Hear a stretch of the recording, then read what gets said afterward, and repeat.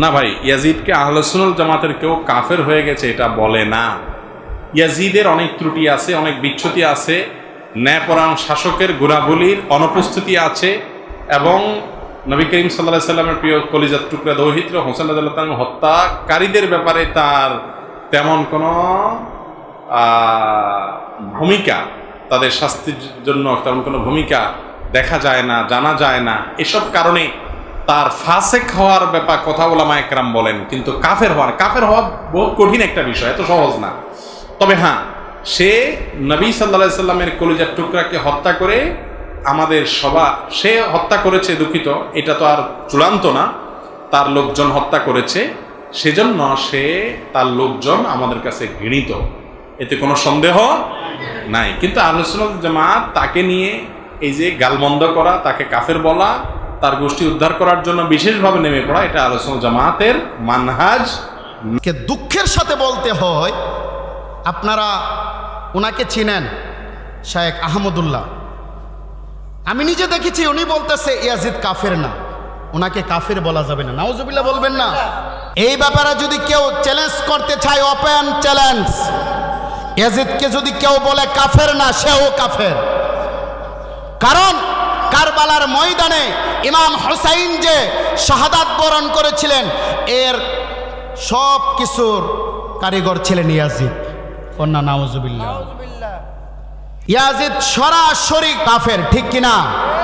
ইয়াজিদকে যদি কেউ কাফের না বলে, সেও কাফের। যাদের ভিতরে ইমাম হুসাইনের ভালোবাসা আছে, যাদের ভিতরে হুব্বে রাসূলের ভালোবাসা আছে, যাদের ভিতরে নবী পাকের ভালোবাসা, আহলে বায়াতের ভালোবাসা, পাকে পাঞ্জাতনের ভালোবাসা, তারা ব্যতীত এই মুহররম এবং রবিউল আউয়াল, এই 2 মাসে অনেক গুমটাওয়ালা মৌলবীদেরকে দেখা যায় না, ঠিক কিনা?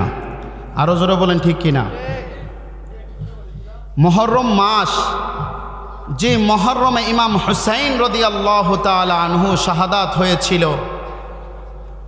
আমরা ইমাম হুসাইনকে ভালোবাসি, ইমাম হুসাইনের প্রেমে আমরা কারবালার মাহফিল করি, ঠিক কিনা? কিন্তু কিছু মানুষ দেখা যায় যারা দেখবেন ইমাম হুসাইন রাদিয়াল্লাহু তাআলা আনহু যে শাহাদাত হয়েছে,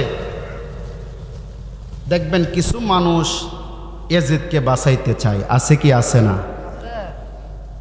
কিছু মানুষ ইয়াজিদকে বাঁচাইতে চায়, তারা বলে ইয়াজিদ ইমাম হুসাইনকে সরাসরি শাহাদাত করে নাই, ইমাম হুসাইনের সাথে ইয়াজিদের কোনো দ্বন্দ্ব ছিল না। কন্যা নাউজুবিল্লাহ। আমি তাদেরকে বলে দিতে চাই স্পষ্টভাবে, ইমাম হুসাইন রাদিয়াল্লাহু তাআলা আনহুর সাথে সরাসরি যুক্ত ছিলেন ইয়াজিদ, ঠিক কিনা? ইয়াজিদের কারণে ইমাম হুসাইন রাদিয়াল্লাহু তাআলা আনহু ওই কারবালার ময়দানে শাহাদাত বরণ করেছিলেন। কিন্তু আজকে কিছু নামদারি মৌলবী তারা বলে, সোশ্যাল মিডিয়ার মধ্যে আইসা বলে যে ইয়াজিদকে কাফের বলা যাবে না, ইয়াজিদকে দোষারোপ করা যাবে না। কন্যা নাউজুবিল্লাহ। আরো জোরে বলেন নাউজুবিল্লাহ। ইয়াজিদ সরাসরি কাফের, ঠিক কিনা? ইয়াজিদকে যদি কেউ কাফের না বলে, সেও কাফের। ঠিক আছে তো ইনশাআল্লাহ? কারণ ইমাম হুসাইন রাদিয়াল্লাহু তাআলা আনহু উনি হককে প্রতিষ্ঠিত করতে গিয়ে নিজের গর্দান দিয়েছিলেন। ইমাম হুসাইন বলেছিলেন যে তোমরা আমাকে ইয়াজিদের সাথে কথা বলতে দাও, আমি কোনো সাধারণ মানুষ না, আমি এমন নানার নাতি, আমি এমন হুসাইন। কাল হাসরের ময়দানে যখন কাউসারের পানি আমার নানার উম্মতদেরকে দেওয়া হবে, ওই কাউসারের পানি আমি আমার নানা জান আমার হাতে দিয়ে দিবে। কন্যা সুবহানাল্লাহ। হাদিস শরীফে এসেছে, আমার নবীজি বলেছেন, হুসাইন মিন্নি ওয়া আনা মিন হুসাইন। আমার নবীজি বলেন, ও সাহাবীরা তোমরা শুনে রাখো, আমার হুসাইন কেমন হুসাইন। কেউ যদি আমি নবীকে একবার দেখতে চাও, তাহলে হুসাইনের দিকে তাকাও। কেউ যদি আমি নবীকে একবার দেখতে চাও, আমার হাসানের দিকে তাকাও। কারণ আমি হুসাইন থেকে, হুসাইন আমার থেকে কেউ যদি হুসাইনকে মহব্বত করো সেজন্য আমি নবীকে মহব্বত করলা, আর কেউ যদি হুসাইনকে কষ্ট দাও সেজন্য আমি নবীকে কষ্ট দিলা। জোরে জোরে বলেন না আল্লাহু আকবার। তাহলে বলেন ইয়াজিদ কি দোষারোপ, ইয়াজিদ কি কাফের নাকি কাফের না? ইয়াজিদ সরাসরি কাফের। এই ব্যাপারে যদি কেউ চ্যালেঞ্জ করতে চায়, ওপেন চ্যালেঞ্জ। এই ব্যাপারে যদি কেউ চ্যালেঞ্জ করতে চায়, ওপেন চ্যালেঞ্জ। ইয়াজিদকে যদি কেউ বলে কাফের না, সেও কাফের।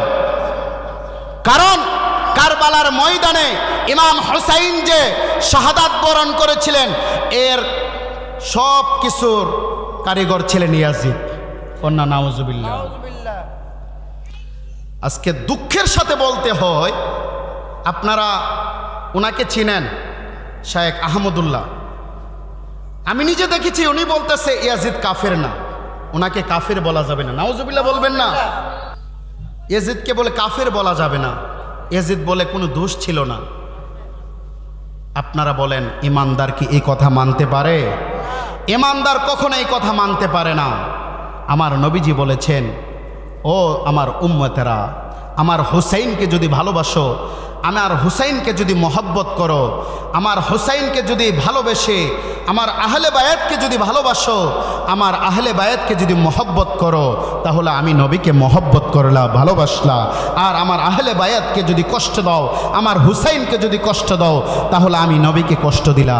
আপনারা বলেন নবীর মনে যদি কষ্ট আসে, তাহলে কি তার জান্নাত নাকি জাহান্নাম? আল্লাহ তাআলা আমাদেরকে বুঝার তৌফিক দান করুক। সকলে বলেন আমিন। আমরা সবাই ইমাম হুসাইনকে ভালোবাসি, ঠিক কিনা? আমরা সবাই ইমাম হুসাইনকে মহব্বত করি। আমরা ইমাম হুসাইনের প্রেমে আমরা মাহফিল করি, শানে কারবালার মাহফিল, ঠিক কিনা?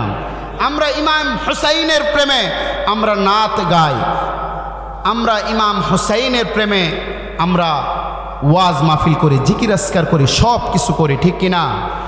কিন্তু এই মহরম মাস আসলেই কিছু মানুষের চুলকানো শুরু হয়ে যায়। এজন্য তো